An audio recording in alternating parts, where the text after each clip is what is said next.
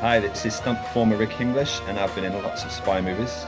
Today I'm going to be talking with Dan and Tom at spymovienavigator.com on their show Cracking the Code of Spy Movies. Thank you so much for being on our show. No, Yeah, thanks for asking me. we know that stunt people are key to making the action sequences work in movies, especially spy movies. Rick, we're honored to have you on our show today. You're a legend in the stunt world, and we're looking forward to this conversation. We know that any spy movie fan out there has seen your work for sure. All right. If you're watching the video of this on our YouTube channel, we'll be dropping in clips of the scenes that we talk about today. But to start us off, Rick, give us a little teaser of some of the movies you've performed in. We'll go through this in more detail in our discussion, but just give us a little high-level view. No, I've been fortunate enough. I've been doing this for 20 years now, and or a bit longer actually. And I've been in some of the most famous kind of spy franchises and stuff. You know, the Jason Bourne stuff, the James Bond franchise, and then other kind of movies that have got individual elements of that, because the genre is very much, it is very much open to having a lot of kind of stunt work and a lot of action in there, So, You've been in two Kingsman movies oh also, yeah, right? yeah, And on that the was Bond side, you were in No Time to Die, Spectre, Casino Royale, Skyfall, yeah, right? And then yeah. Mission Impossible, right? Rogue Yeah, Nation, yeah, Fallout. and done a couple of the Mission Impossible movies. Again, those are always fun. They're built around the action almost. They come up with all these fantastic sequences and these massive stunts in there, and then everything else kind of falls into place around that. So always great to be involved with that stuff. You're gonna be involved in some kind of groundbreaking action with that Yeah, genre. they're action movies with a spy movie wrapped around it instead of the Yeah, other. Yeah, that's how it, exactly. yeah, that's how it's going Exactly. now. Yeah. Yeah, Now you also did Black Widow and the yeah, 355 and Red Sparrow as well, right? yeah. My guess is if you're a spy movie fan, you have not seen a movie in the last 10 years that Rick, you haven't been in it. Maybe Probably only a true. small part in some of those. Yeah. Yeah, to varying kind of degrees. Some of those movies that you mentioned, I've been lucky enough to be on the whole way through and to be doubling one of the actors and be involved in some of the big action sequences. Other times we'll just get brought in to do certain sequences, a certain driving sequence, riding sequence, or a lot of guys are getting blown up and that kind of thing. But yeah, I'm happy to be involved with, any kind of spy movies. I like the whole thing of guns and fights and explosions and Yeah. wires and vehicles and crashing and all that stuff. You're going to get a lot of that stuff with that kind of movies. Yeah, always grateful for the call for those. Yeah, I mean that's the exciting part, especially the doubling on the actor's part. I mean, really, most of the enticing parts of the movie, like you said in trailers and so on, you see all the action sequences and so on, and that's the part that draws people in, and that's the part that most viewers love, and they talk about. That's what they're talking about, the crazy stunts that occur, and especially in our spy movies, of course, there's a Yeah, zillion of them, we just said. And the yeah. reality is, of course, most of the time it's not the superstar actors doing them. I mean, we know Tom Cruise does some stuff, Oh but yeah. generally it's these stunt performers like you who make the movie memorable. So it's pretty Yeah, darn good.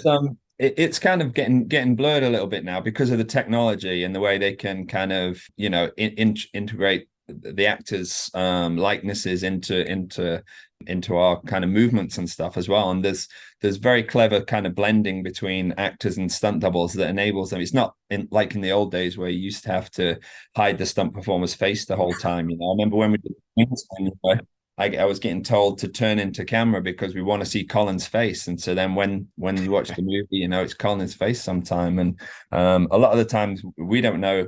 Myself, I don't know who did what when it comes to the final edit, and the Oh actor wow. likewise. We both end up doing a lot of stuff, and then the final product is like a blend of the two. And but yeah, it is true. A lot of people don't realize how much involvement the stunt department has in these sequences. I think Yeah. we just come in on the day and like fall over a little bit or put together a fight.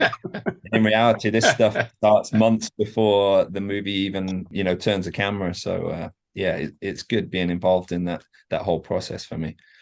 Yeah, we're going to talk about that a little bit later too, about the whole process and so on. But really, our first question is, how the heck did you get into stunt performing? And when did you know, oh yeah, this is what I want to do?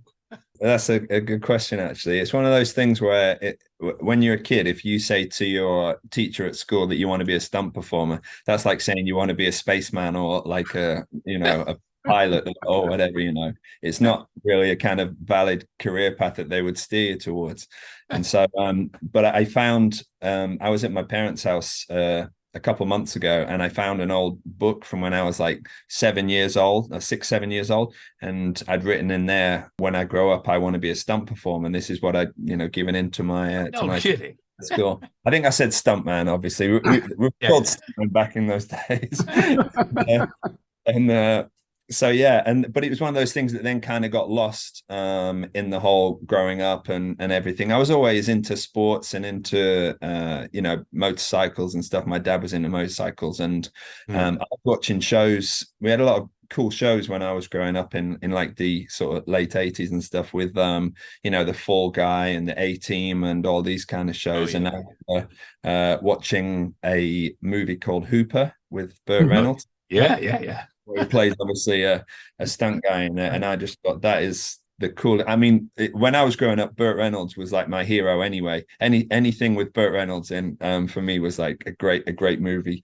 To watch. I grew up watching that, and I loved Burt Reynolds, and so then that one movie really kind of hit home that would be a cool lifestyle and a cool thing to get into. And so I kind of decided when I was young that was what I wanted to do. I got into it eventually through martial arts. I was doing martial arts from the age of about 7 and stuff, and then continued with that and decided I wanted to do fighting for movies. I thought I was going to be like the new Jean-Claude Van Damme rather than be a stunt guy. I thought I was the star of the movie, and I was going to move down to London and make my fortune fighting in movies. And so I moved down to London when I was about 20, 21, and then was working in gyms as a personal trainer and martial arts instructor and everything, and started training some guys. I was working in the West End of London, actually. We used to get a lot of actors and directors and people from that kind of business coming in, and I started doing little bits of fighting and stuff for their movies. Then decided, of course, this is what I want to do for a living. So I started training, and I got onto the British Stunt Register, which is the association in the UK. Then that was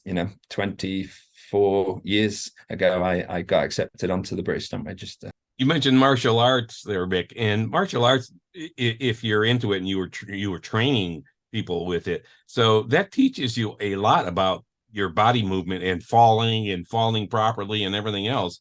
I had a jiu-jitsu, green belt in jiu-jitsu and so on, and one of the best things you learn how to do is fall, and so you didn't get hurt. So that had to help you tremendously, right? Yeah, I mean, I trained more in like the striking arts. So I started with traditional kind of white suit stuff, karate, like Shotokan and Wado Ryu and that kind of thing. And then I found kind of sport kickboxing and stuff, and Thai boxing when I was kind of 15 or 16 kind of age, and then that really consumed my life from then onwards. I just loved it. I was training 7 days a week, twice a day sometimes. I was literally living in the gym. So then to move on and be able to use that in my future career was it all just fell into place when I met these guys in London and started doing the movie stuff. And I was like, yeah, this is really what I wanted to do. Definitely helps with coordination and stuff. It's still to get onto the British Stunt Register, it's still a very important thing to have as a martial arts skill, and it's got to be quite a substantial kind of qualification in that. It has to be up to the level of kind of brown belt, black belt. Do you have to audition to kind of prove you have the qualifications that they need?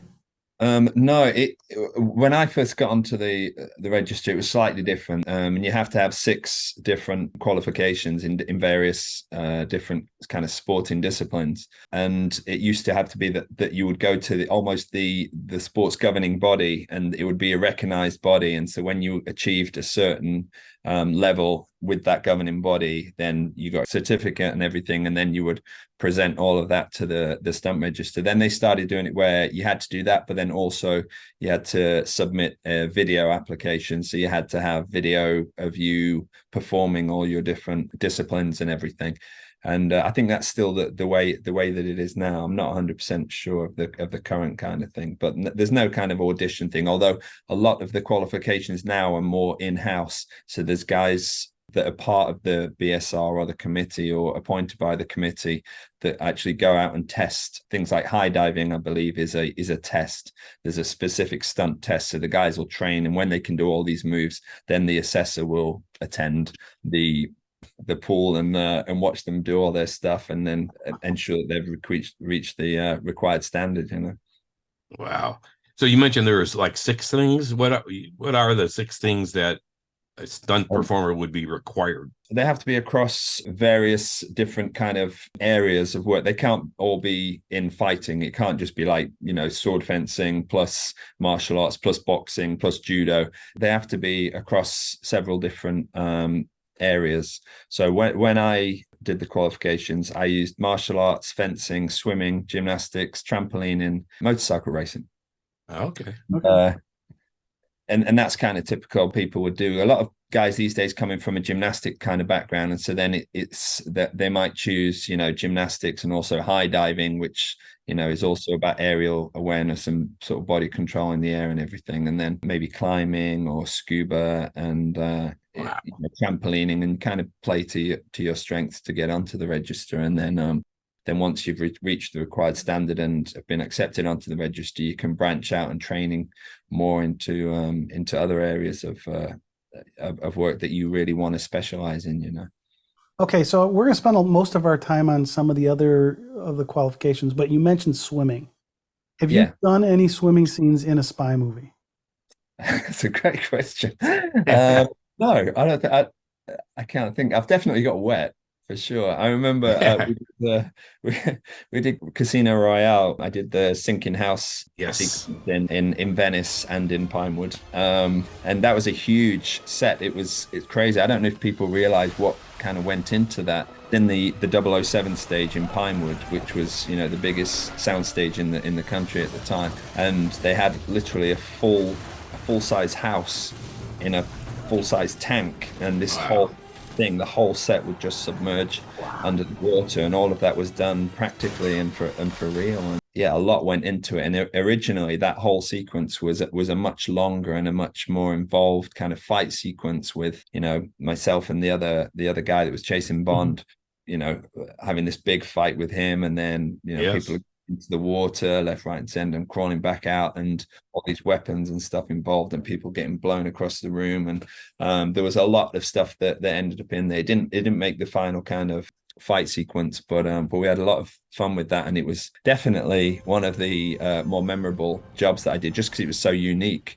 I hadn't really been involved in anything on that kind of scale before. There were 3 of us in that sequence, and I actually get smashed in the face by Bond. He kind of hides behind this wall, and as I'm sneaking out, and actually there was a bit of a funny-ish story about that. But when we filmed that, the way we shot it was very cleverly done. Actually, the camera was behind me, so it's following me, into this abandoned house. James Bond's obviously hiding behind the wall. And as I'm walking through with this rifle, the camera's following behind my head, and he steps out and hits me with a big piece of 2x4 straight in the face, and I fall down, shoot my friend, who falls off anyway, that's the whole thing. And so I had like a plastic cover over my face, basically, which was held in place with 2 rubber pieces, one that was in my mouth and the other one that was on my forehead. So it was basically like a perspex screen that I'm holding in front of my face with my mouth. So when he hits me with this breakaway wood, that it will break, and then I'll just take the reaction, and it won't actually break my nose, but he has to hit me for real. And so the coordinator said, "Oh, go down with Daniel and have a rehearsal, just so that when we come to shoot this in an hour's time or so, that he's confident and knows he can put this thing right across there, and it's going to look good, and there won't be any hesitation, and it's all going to be great." And I was like, okay, cool. So we went down there, we gave him this piece of 2x4, which was like balsa wood, and it was kind of scored, so it was going to break the right time. And I said, okay, so whenever you're ready, just swing it straight like a baseball bat, straight the way through my face. And I put the mask in, and he swung this wood, and he missed and hit me straight in the throat. And I couldn't even speak. I was like, and he was devastated about this. And that's why you rehearse. I was like, it's fine. And I was like, at least that's the worst thing that can happen, and that's not so bad, if that happens. And so this was meant to give him confidence for the anyway. That's a good story. Yeah, well, we did it in one take, and actually on the take, what happened was as he hit the mask, it wasn't his fault. It was just the way it went, but it tipped downwards and cut a big slice into my face, and so there was just blood everywhere. So and then the same thing. He's just like devastated about this, and it's just one of those things. It was just literally one of those things. But I had for a long time, I had my James Bond scar on my my chin, so just one of those things. It was cool. Yeah, it's a great story. Oh my god, wild. That is wild. I know you best probably for your motorcycle work, right? So one of what I think is one of the craziest stunts. Now, this is somebody who I'm not a stunt person, so I look at something and go, wow, that's nuts. And you may go like, oh, that's easy, right? But I'm talking about the high side crash from Mission Impossible Rogue Nation. Yeah. This is the big motorcycle chase in Mission Impossible Rogue Nation. You're on a motorcycle and you're chasing Ethan Hunt and Ilsa. And then you pull out a gun and you shoot while you're driving really fast, or it looks like it's really fast. Yeah. And then Ethan bumps into you and you crash. And then that's the one where the motorcycle goes flying off the cliff. And explodes. Yeah. Yeah. And it explodes. Yeah. So can you talk about that scene and how fast you were going and how hurt you got or whatever? That was one of my favorite jobs. I've got to be honest. I love working with that team. It was a guy called Wade Eastwood who coordinates all the mission stuff these days. He's very much into pushing the action and making something a little bit different. Myself was chatting with Wade and also with Greg Smurs, who was second unit director, and we said about the last bad guy getting taken out and what we could do slightly differently to the regular, because normally when a motorcycle crashes in a movie or on TV or whatever, it's generally a low side crash, which means that you'll just lock up the rear wheel, the bike will go down, and the bike and the rider will kind of slide away, which is cool. And it can look cool because for me, motorcycle crashes always have a bit more than car crashes in them, because you tend to get the shape of the body doing its thing. Often the motorcycle will do something else equally spectacular next to you, kind of thing. But we'd been watching the MotoGP at the weekend, and one of the riders had a big high side, and it was caught perfectly on camera by the camera guys at the track, and he'd literally got flicked over the bars and did like a full sort of 3/4 somersault and landing on his back, and the bike was flipping and stuff, and we were like, it'd be great if we could do something like that, or something, give that bit of something different to the sort of culmination of this chase. For a high side, when you see it in racing, what happens is that the guy will give it too much gas out of a corner, and basically the rear will start to slide, the rear will start spinning, and then as soon as he shuts the gas, you feel that happen, he'll shut the gas, and then it will regain grip and throw him over the bars. Well, the way we had to do it for this movie was I had to use the rear brake to brake the traction rather than using the throttle. The reason being that I was obviously riding alongside Tom, and I was going to be turning into the same direction as Tom to initiate the crash, and I didn't really think it was a good idea to turn towards Tom and hit the gas full. You didn't want to take him out, huh? Yeah, it could have really ended my career for sure.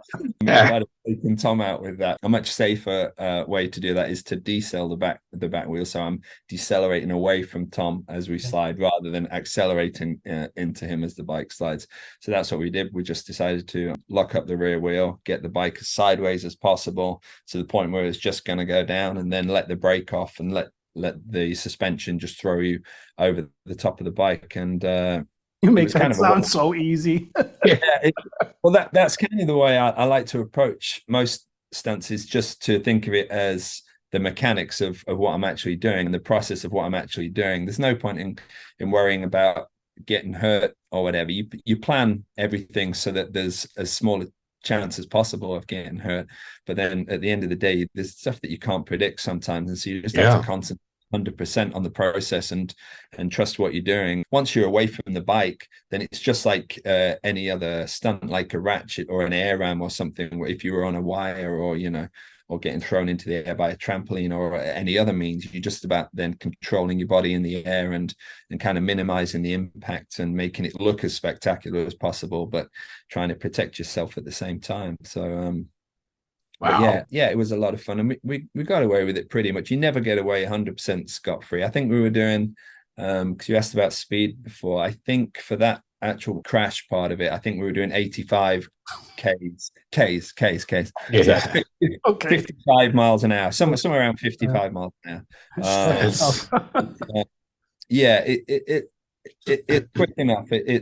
You know, and for movies, you can't really do stuff at super high speeds all the time because you have to be able to film this stuff. You know, so many times, even with fight sequences or anything, you know, we get told to slow stuff down sometimes because it doesn't read so well. You know, if it just goes by in a blur of action, you know, with myself and Greg Smurs, we rode the corner and the course that it goes to, and we both agreed that would be you know, it would give us a good amount of energy, and we'd also be able to control it and film this and predict exactly, kind of not exactly, but predict where we thought the bike was going to end up and I was going to end up, so they could place cameras and that kind of thing.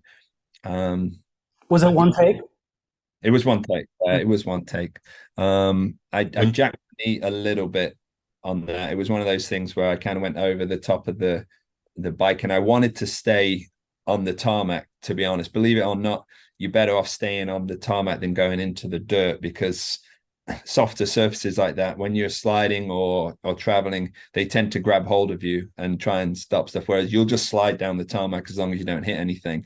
You can get away with that most of the time. You might just get a little bit of road rash, like abrasion or something. But if you start hitting something soft, it'll grab hold of a shoulder, a knee or something, and start twisting you around in ways that you weren't expecting. Yeah. When you're flying through the air like that, are you thinking what you have to do, or is this all instinct at this point? You're just like, it all becomes instinct. It's too quick. I mean, yeah.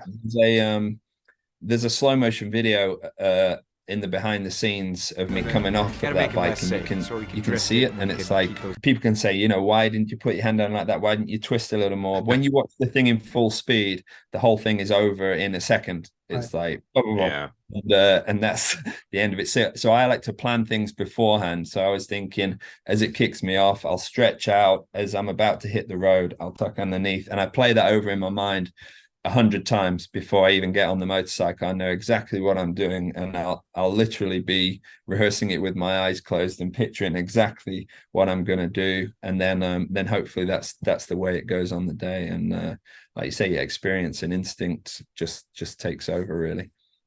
So you mentioned that you're going about 55 miles per hour, which is pretty darn fast to be falling off of something.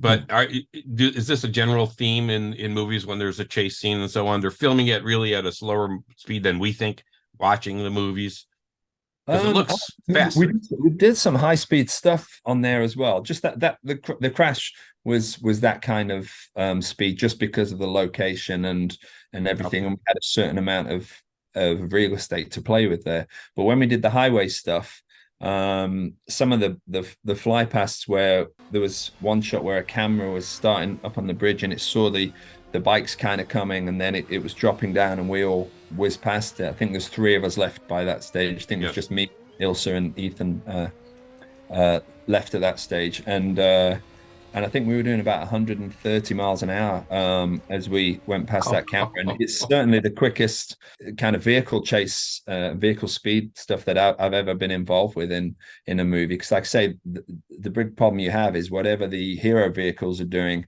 then there has to be something with you that can do the same speed that's capturing the action, And so we had Wade Eastwood, the stunt coordinator, driving an M3 with a camera mounted on the front, like a BMW M3, Oh my God, with horsepower in that thing, and he was like right on the back of us and chasing us through, and all those shots I thought looked pretty dynamic. And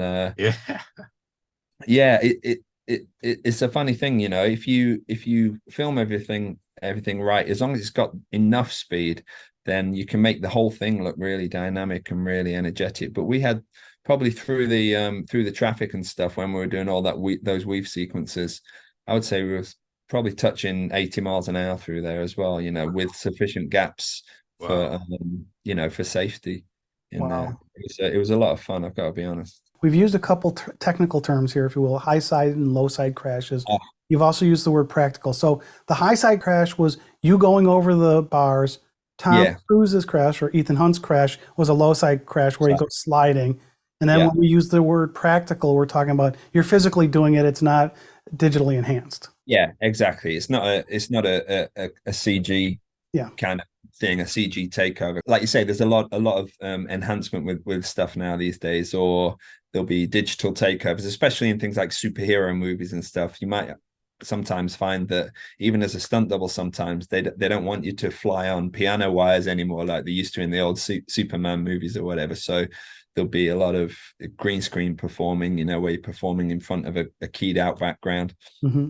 And then it's composited later on in post. I like doing practical stunts. I like doing the stunt for real, and what you see the camera is what ends up on the screen. I mean, sometimes you can add in elements there, sometimes if we're weaving through traffic and they want to make it super tight, or there's one part where it didn't look like there was enough vehicles, they can put another vehicle in there digitally afterwards and make stuff closer than it was. But generally all the action, certainly in something like Mission Impossible, tends to be as practical as possible. I think I saw a clip of you for on Batman, the Flash, where you're driving that bike with the two wheels up front, where you were doing practical, but then I also saw there was some green screen stuff that was done. Right. So it's a mix and match that happens sometimes. Okay. Yeah, and that's what happens most of the time, is there'll be elements of both. I say we can't do everything for real, but I think audiences don't necessarily want to watch a cartoon either. So it's nice to know there's some reality to that. And I'm not sure in these days where it's so easy just to say, oh, we'll just CG that, or we'll just add that in post or whatever, then I think audiences almost expect that now. And I almost like to show people, look, we did this for real. This was practical, and because otherwise people see something, and especially if it's something that they then say is impressive, or this was cool, it must be CG, because people just are aware that that's the way it's kind of gone in the past few years. But I felt like Bond went down that route towards the end of the PS1 kind of era. And I don't know, for me it kind of lost a little something when it became a bit more fantastical and everything was a bit more CG'd, and I think audiences could kind of tell. And then the Daniel Craig Casino Royale gave it a little bit of a reboot, in not only in terms of having a new Bond, but also it went back to real stunts and big kind of stunts on an epic scale, with the crane jump and the Aston Martin crash, and there was some really, really cool parts in there that was all done as practically as possible. And I think the audience really appreciated it, and we're happy to see that. Yeah. Rick, you mentioned that you went over for the motorcycle crash in Mission Impossible. You went over it 100 times in your head before you did it. Do you actually perform the stunt also many times before you actually do the stunt? You're not falling off the bike 100 times or whatever. I thought you were going to say on the day, if I keep messing it up, then I have to do it again. No, something like that. No, we wouldn't rehearse at all. Generally, it depends what it is. There's too much of a risk factor, and also it's too inconsistent. That we did some of the other crashes on there. We did rehearse. I remember the one where Tom drives the car into the back of the motorcycle, and I think it's the first guy that gets taken out. Tom drives the car into the back of his motorcycle and goes up and over the car. And we rehearsed that a bunch of times. I rehearsed that probably 7 or 8 times. Okay. That was done with the assistance of a wire. Again, it was done for real. I was really riding a motorcycle, really get hit with the car, really Tom Cruise driving the car, because they wanted to shoot over shoulder and look through the windscreen. And so it was Tom actually driving the car. And then we had a wire just for safety, really, to make sure that we didn't go underneath the car or anything. As the motorcycle gets hit by the car, then there was just a short kind of 2-foot pop that would make sure we got onto the bonnet and just over the windscreen. Wow. So something like that, you would test the rig and you would test that everything's going to work okay on the day. But anything like crashes and stuff, you just have to predict what's going to happen and where the vehicles are going to end up and the bodies are going to end up just from past experience, because that there's not a lot to be gained from risking somebody before the actual day, you know. So the results of the crash are like real, kind of feel you kind of feel your way through. Unlike there's that motorcycle jump that in No Time to Die where they do the jump up that big ramp you saw it on all the trailers and everything. And there's a bunch of maths done to make sure that bike's moving at the exact same speed. For what you're talking about here, you don't have to do any of that. It's more, okay, if we go this speed, I know this is about what's going to happen. Yeah, exactly. I mean, like I say, I worked on No Time to Die, and I was there with Paul Edmondson, who was the guy that did that jump. He's a great rider, Paul, a really good friend of mine. He's a 4 times enduro world champion. He's a very qualified guy, and and it was one of those things where with that they could build it up. They had kind of a safety deck in there at first. It still would have made a mess if he'd have got it wrong, and then kind of strip back. Once you become confident and consistent, then you kind of strip back the layers of safety from there, and it's a different way to work. It's not one of those things where you would just turn up on the day, put a ramp up, say, yeah, that looks about right. Let's go for it. It's it works in a slightly different way than when you're doing the crashing stuff, really. Yeah, you mentioned confidence there. So I was going to ask how obviously physically you've got to be in shape to be able to do these things, but how much of this is mental as well in terms of preparation and just your abilities to do these things? The physical is obvious, but how about the mental part?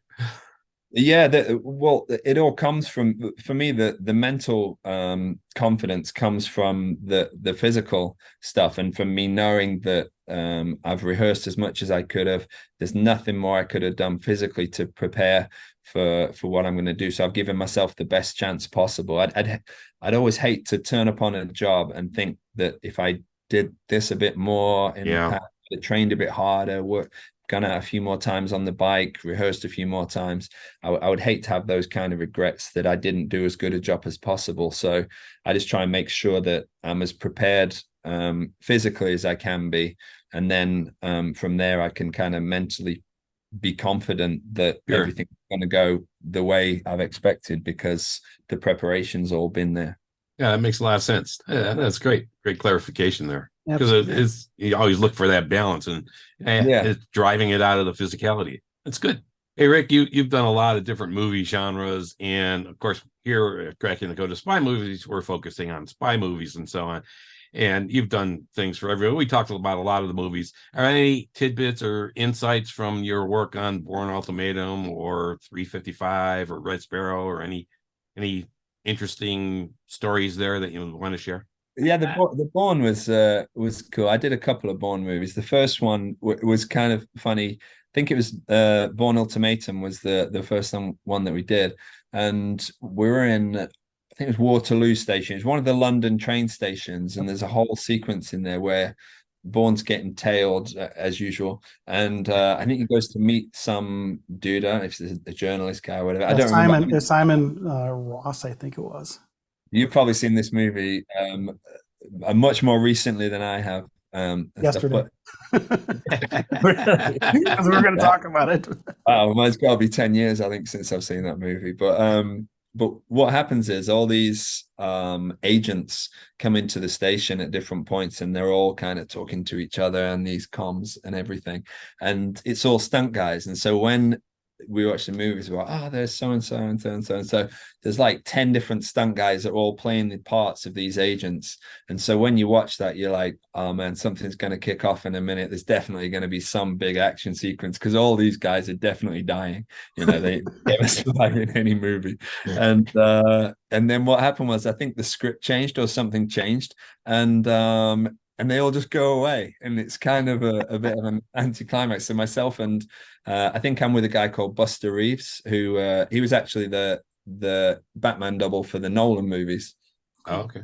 Originally, and me and him are we're good friends, and we were in the station together, and we're like doing our spy faces, watching Bourne and keeping surveillance on him, and then we get this message in our earpieces to back off, and we kind of turn around and leave again, and that was it was done. We did other parts on the movie, but it wasn't high stunt action there, huh? No, it was supposed to be, and I think we did actually shoot some stuff, but again, doesn't always make the cut, doesn't always fit with the story, and it can be kind of disappointing. But I had a lot more to do on the other one, on the Jason. It was just called Jason Bourne. Jason Bourne, yeah. Yeah. I doubled the asset on that movie, and so I was on there pretty much the whole way through, and it was a lot of fun to see the whole process, because it was Paul Greengrass again that did the directing on that movie, who'd done, you know, the previous kind of successful Bourne movies, and yeah, it was a lot of fun. And we went to Spain, and we went to Vegas, and we did a lot of stuff in London as well, and yeah, I can't complain about that. It was a great time. That was Vincent Cassel was playing the asset, and he's a great guy. We honestly had the best time. He was yeah, a lot of fun, and really physical, and he liked to do everything himself as well. But again, he was aware that there was a time where he can step back and let me get smashed up a little bit, and then you take the blows. Yeah. I want to switch a little bit. I mentioned this briefly before. You're a 4-time Taurus World Stunt Award winner, which is probably the closest thing to an Academy Award, Oscar, or BAFTA in the stunt world. And so what are your thoughts about adding a stunt award to the Academy Awards? I mean, should they have that? Yeah. Yeah, it's been you know, under discussion for as long as I can remember, and I've never really heard an exact reason as to why it doesn't exist. For me, if there was an Academy Award for stunts, I think it would be for the action design side of things, for the stunt coordination, and that, you know, because people sometimes don't realize how much of even the storyline on some action movies is driven and helped sort of conceived by the second unit director or the stunt coordinator, because sometimes the script will come and the director will just say, you know, they fight or a chase ensues or whatever, and then those gaps are kind of filled in quite a major way by a collaboration between the stunt coordinator or second unit director and the main unit director, and they really become involved in that creative process. And it just seems strange that there is pretty much every other department is recognized at the Academy Awards, and there just seem any reason why stunt departments are excluded from that. I don't think it'll ever affect me personally, because it's not the side of the business I want to go into. Like I say, I'm not using my performing career to aspire towards becoming a stunt coordinator or a second unit director. I like performing. That's why I got into the business, and I love everything about performing still as much as ever, you know, and there's nothing that I was doing 20 years ago that I wouldn't do now, and I wouldn't want to do now.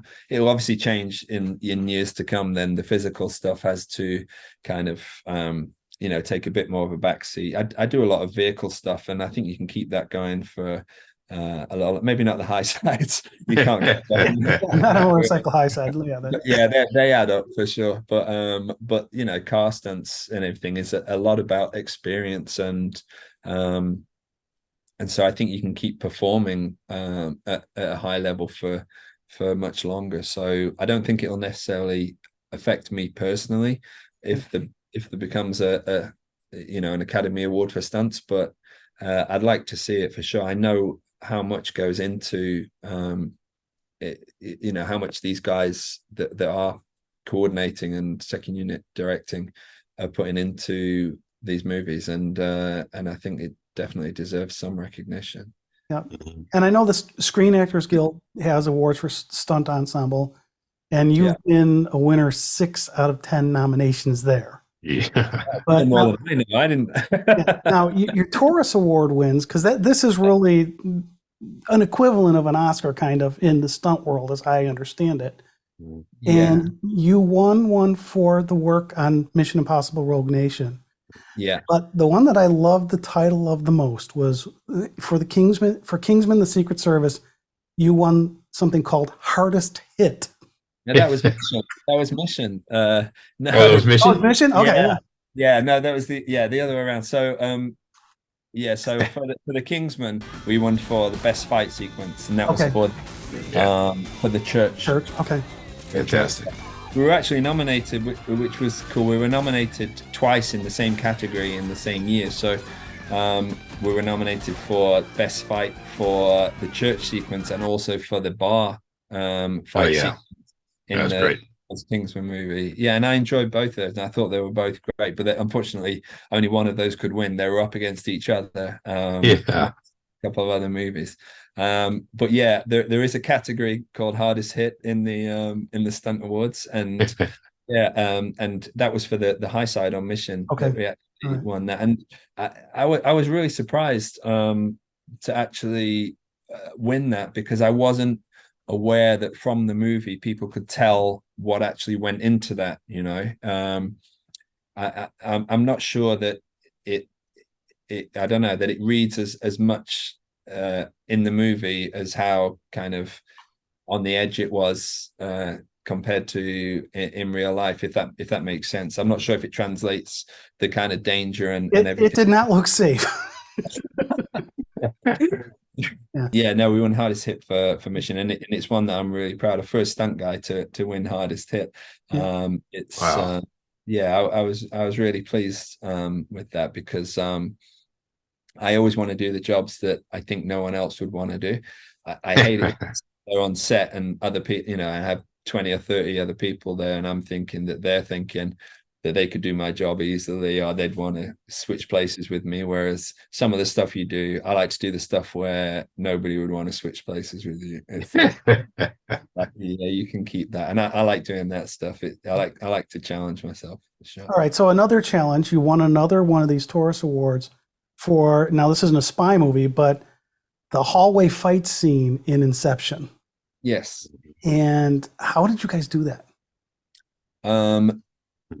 That was a really great movie to work on. That was obviously a Chris Nolan movie, and that was back in, I think, 2009 we shot that, and it was actually shot at Cardington, a lot of it. Cardington is where we did the 3 Nolan Batman movies as well. It literally had Gotham City built inside it. Cardington, it consists of basically 2 big airship hangars. It's these massive buildings where they used to construct airships, so they're like a couple of 100 feet tall inside there. So they could literally construct sort of skyscrapers indoors inside the thing. And we so the set that we had for the hallway fight sequence was actually modeled on a hotel hallway. And then I was involved in mainly doing the zero gravity part of that fight sequence. There was kind of 2 elements to that whole sequence. One of them was like the rotating corridor. It's where the fight's going on the ceiling, the roof. At the same time, the van's flipping. Right. Yeah. So that's when the van's rolling and stuff. Then the whole world is kind of rolling with it, and this fight's taking place. And then the other one, which I was involved in, was myself fighting Joseph Gordon-Levitt and it's when the van's gone off the edge of the bridge. And so it's in kind of a free fall kind of thing. And so that's when it comes into this zero gravity world. And the way they actually did it, we looked at all different ways that we could possibly film a zero gravity fight sequence. And they talked about the vomit comet, that they it was Apollo 13. They used this vomit comet that basically flies like a parabolic flight path that then gives you a minute or a minute and a half or something of this zero gravity tech. But then in the end, they found a way to do it with wires, and I think it just gave them a lot more shooting options, and they could use bigger sets and everything. And but it was actually pretty clever the way they did it. Because normally what gives away the fact that people are on wires when they're trying to do floating is just any kind of unnatural movement. If you're floating, then you should be going one direction until you get acted on by another force. And sometimes if you touch the wire or anything and you swing or anything like that. The game's all up. And so the way to kind of trick the mind into not perceiving these small errors was that they decided that instead of hanging the performers this way on the wires, then we would turn the whole set up on its end. So so any swing was not in the plane your mind would be expecting it. It's kind of hard to try, but basically you're kind of hanging there. Yeah. So anytime when I'm floating towards the camera, I'm actually upside down, probably about 80 feet up in the air, looking down at the camera that's always on the ground. And then when we shot the reverse and you're looking at Joseph that way, and then it's me at the bottom and it's him at the top. And then we shot the whole fight sequence with the two of us kind of floating towards each other and around each other, always in that kind of up and down plane, so we could keep the wires going that way, and any swing would just be slight left and right movements rather than what you would normally expect when someone's on wires. That's a really complicated way of saying that we just turned the set on its end and just changed the dynamics of how the wires were working. But it was very cleverly done, I thought. Yeah, that's a very cool scene. Yeah. Are there any stunts you've turned down, and why? Yeah. No, I don't think so. I mean, to be honest, it's one of those things where you always try and find the best person for the job. So I would only turn something down if I thought I wasn't capable, and if there was somebody that was way more suited to a stunt. Sometimes when you're on a production, then they might say, we have this coming up, do you want to do this? And I might say, well, the other double is a better gymnast than I am, or whatever, so it's probably more for him. It's more a question of just trying to work out how we can get the job done as safely and effectively, and who will give the best performance and you get the most out of, really. It's not really a competition type of thing. So you and Bobby Holland Hanton, right? You've been in stuff together. And how do you, there's got to be competition there, right? I guess so. I mean, Bobby's a great guy. We're really good friends, actually, myself and Mo, and it's the same with most of the stunt guys. There's definitely always a friendly kind of rivalry, but I always want every performer to do well. We want the whole industry to be as good as it possibly can be. And I would never want my success or anything I did well to have come about because of somebody else's failure or somebody else not doing a good job. I want the whole team to be kind of respected and everything in every job. And Bobby's a great guy, and he's super talented. He's more of a physical performer. His background is in gymnastics and stuff, and he carved himself a really good niche in that kind of world, and got involved with doubling Chris Hemsworth and various others, and he's really put a lot of time and effort into his fighting skills and stuff. That's not his background, but he worked on it so hard that now I think he looks great as a fighter and a martial artist, and he's really expanded his skills and what he gets known for, and it's good. And no, I don't feel like we're in so it's a friendly competition. It's I think so. Guys are all buddies. That's nice. That's great. It tends to happen. Well, they ask you one more question, really, about how the industry works in terms of you guys getting paid. I know when we look back at the big ski jump in The Spy Who Loved Me, Rick Sylvester did it in 1976. He did it for $30,000, which would be like $160,000 today, or 131,000 pounds. I mean, do you guys get paid like piecemeal work like that, where here's your stunt, we're paying you for the stunt, or how do you? You do, but it's not in that ballpark. I've got to promise. It's not even in the same universe as that, to be honest. The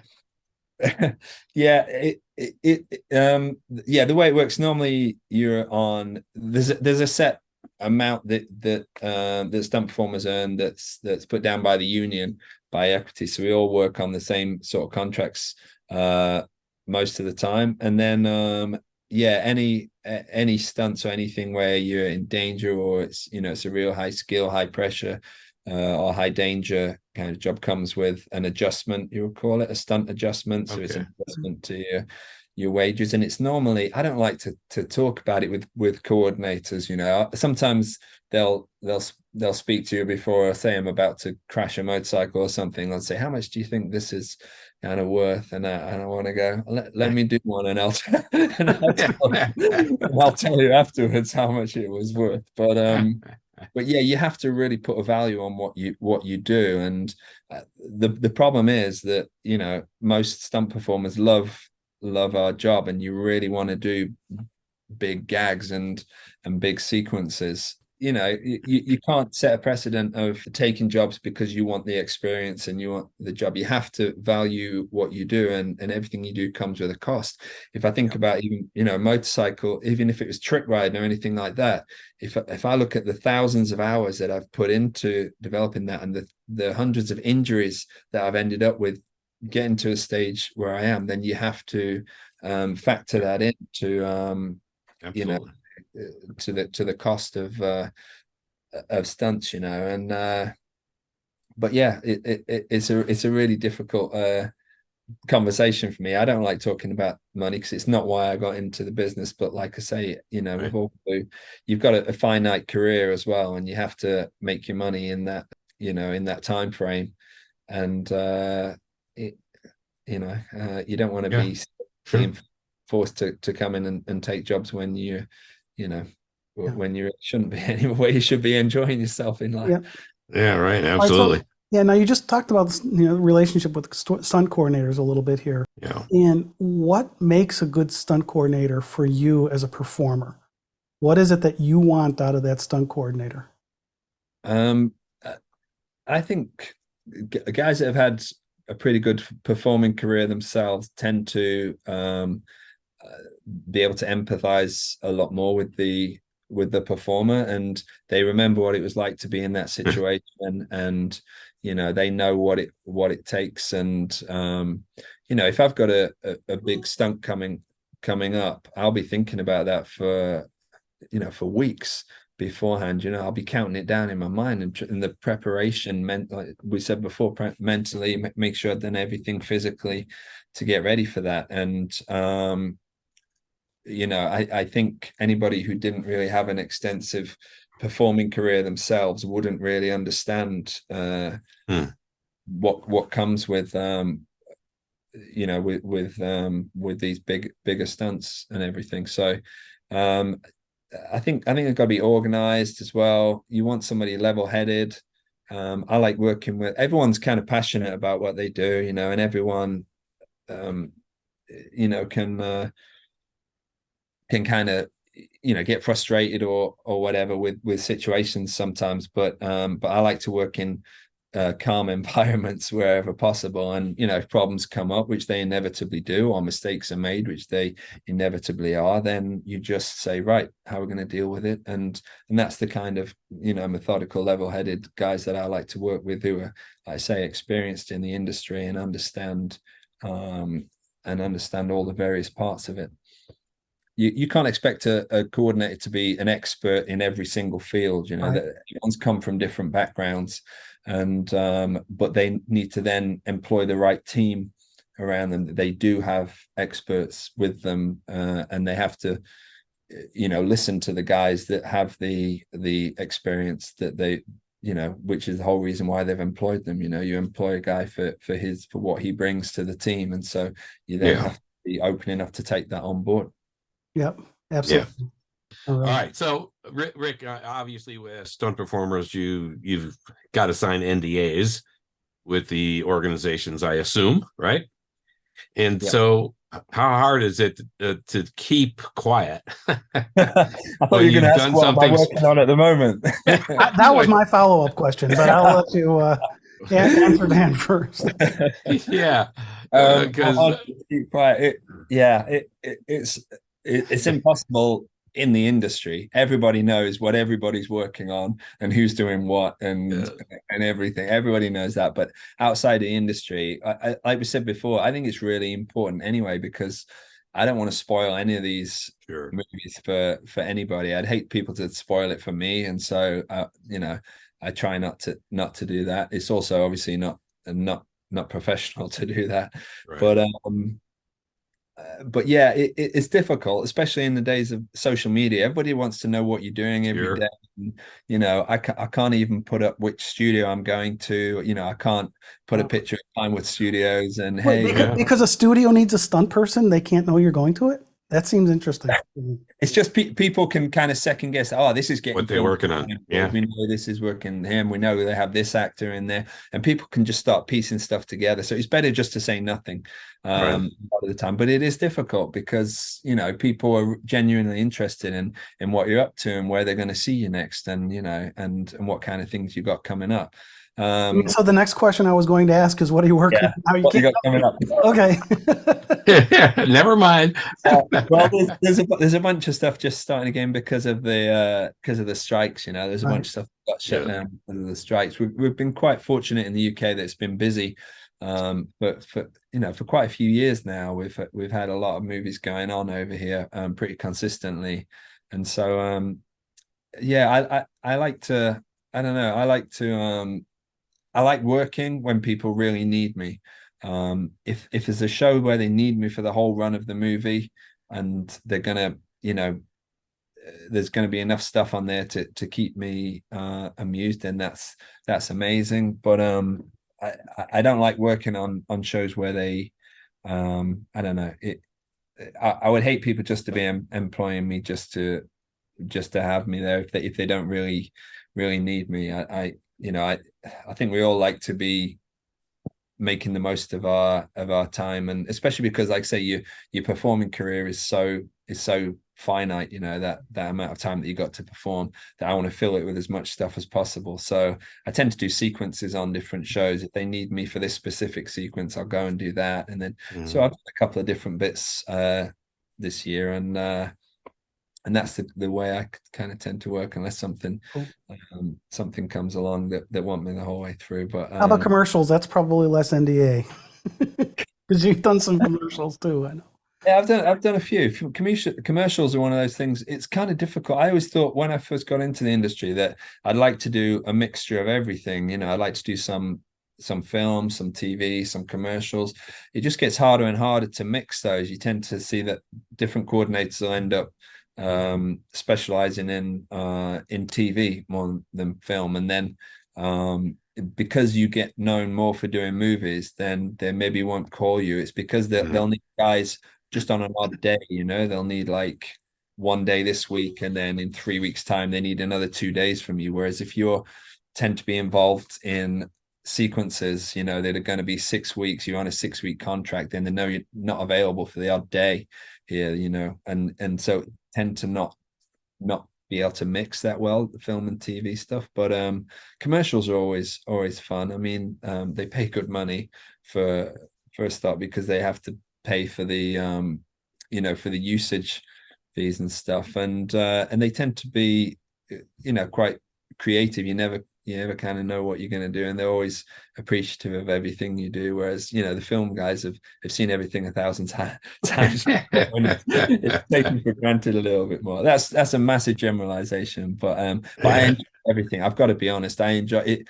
You know, I have as much fun if I get called for a day on a TV show and turn up, and you know, you tend to be on TV shows or commercials, you tend to be brought in to do something specific. So, you know, you're going to turn up and you have a job to do. Whereas sometimes on film, you might not, you might not have that much to do in the first couple of days, or you'll have a wire gag to do, but it might be today or it might be next week. We'll see when we get down to it. And it's a little bit of a different working environment. That's all. And I enjoy both, and hopefully I can continue doing both as long as possible. That sounds great. We hope you as well. Yeah, it's fantastic. Hey, this has been a tremendous conversation, Rick. It's enlightening for us. It's enlightening for our listeners as well. We really appreciate it. That's fantastic. This has been great. All right, that's a wrap. We want to thank Rick English for joining us today. You are really a legend in the game. We enjoy your work and have enjoyed this conversation immensely. Absolutely. Thanks, Rick. Yeah, thank you, Rick. Thanks for having me. It's been fun talking to you. And fun here as well. This has been Dan. And Tom. Of SpyMovieNavigator.com and our show, Cracking the Code of Spy Movies. Please subscribe to our show on your favorite podcast app and on YouTube. Thanks for listening. We appreciate you spending time with us.